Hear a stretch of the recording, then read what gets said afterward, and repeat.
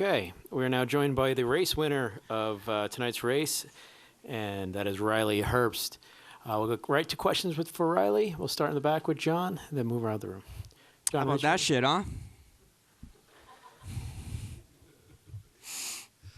John Newby, Savage Ventures. So, Riley, your first win, you had like a 14-second lead and dominated. Second win, you had a crazy last lap pass on Eric Almirola. How on earth did you manage to combine the two into one race? I don't know. The first win was a fluke, didn't count. The second win didn't count because it was a weird package, and I just moved them. So I'm curious to see what they'll say about this one, how they'll discredit me, everybody in the media. But yeah, I mean, I don't know. The car was really fast. Davin brought a really fast 98 car. I felt like I executed to our biggest potential. We didn't run away with it. I'm very, very happy that late rate caution come out. So I had to race him on the restart, and I showed that I could pass him on the restarts, and if they wanted to move me, I could move him back. I lost the lead on pit road, still battled back through that, still took the lead, and won the race. So excited to see what Twitter has to say. And then just kind of following up on that, when these things happen, I mean, it can just disrupt an entire race. But you're at this point in your career where obviously it's not bothering you if like you mess up on, or if there are issues on pit road or a late caution. I mean, how long did it take to get to that point? I don't know, 4 years probably. Every year at Stewart Haas Racing, I felt like has been such a big improvement. I've grown so much. I'm a completely different race car driver than when I walked into Greg Zibarelli's office 4 years ago about this time, and I'm excited of who I've become, and I'm excited for what's ahead and how far more I can grow and I can achieve and how much better I can be. Over here, Jordan.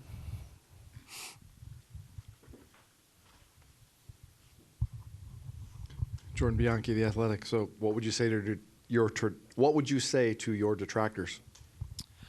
I don't know. I mean, a lot of people, I'm not going to say names, but a lot of people say that X driver is the future of the sport, and now I have the same number of wins as him. And so I don't know how people can discredit me now. One win, I get it. One win wonder. Second win, I was like, okay, I mean, sure, they can still do that. But now I'm matching people's win totals. I'm matching people's win totals in the Cup Series that were in the Truck and Xfinity Series, and they're doing really good on Sundays. So I'm just curious to see what they'll say. I mean, I'm not going to respond to them, but it's just interesting to see how it progresses after each win. And but it fuels me. I'm excited. I'm so much better than I was last week. I'm so much better than I was last year, 4 years ago, 2020, when I hopped into the 18 car.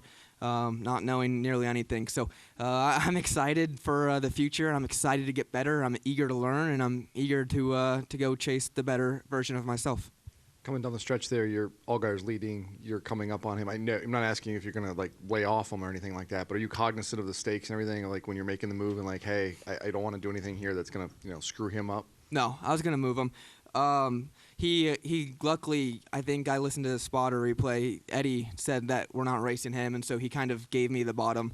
But yeah, I was going to move him off the bottom in 3 and 4. Last question then. What's next for you for next year? I don't know. I'm excited. I'm nervous. Yeah, I don't know what's going to happen. Why are you nervous? I don't know what's going to happen. Okay. We'll go to Luis here on the far wing. Luis, raise your hand, bud.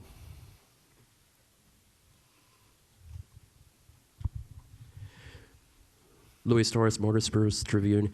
Your confidence is obviously there. Of course, this is SHR with Tony at the helms.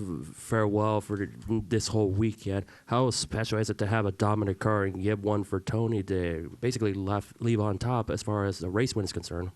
Yeah, it's not even just Tony. It's for the 300-plus employees that it was an emotional week last week. There was a lot of crying people in that race shop. It's been home to a lot of good people for a long time, including myself. So it was validating to win for myself, to win for Davin and everybody on the 98 team, but all the men and women at the shop who don't get the notoriety, and they work 9 to 5 every single day of the week, even in the off season. So those guys mean the most to us, and this win is just as much theirs as it is mine. So yeah, I'm excited for all of them to go out on top. Anything else for Riley? Go here to Steven, then we'll wrap. We'll take a couple more after that.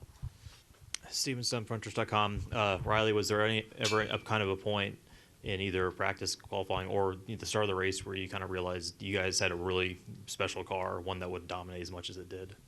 Yeah, in practice, we could keep refiring in the 60s where my teammate in the 20 and the 18 would refire in the 80s and 90s. So I knew it was really fast. I still really wasn't happy with my balance in practice. You can ask Davin. He got upset at me for using choice language, but he reeled me back in, and the car was really good. And I thought qualifying was okay. I missed my entry to 1 a little bit, which I felt like cost me the pole. And then you saw it there on the drop of the green flag. We went to the front fast, and it was a really, really fast race car. So excited to leave on top and see what's going on next. Kelly.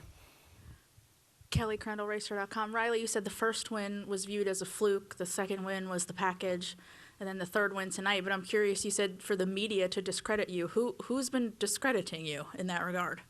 Yeah. I'm not trying to poke the bear, but I'm very curious. They all know where they are. I've heard the podcast. I've heard the comments. I've seen the Twitters. I've seen it all. So, yeah, I mean, I know who it is. They know who it is.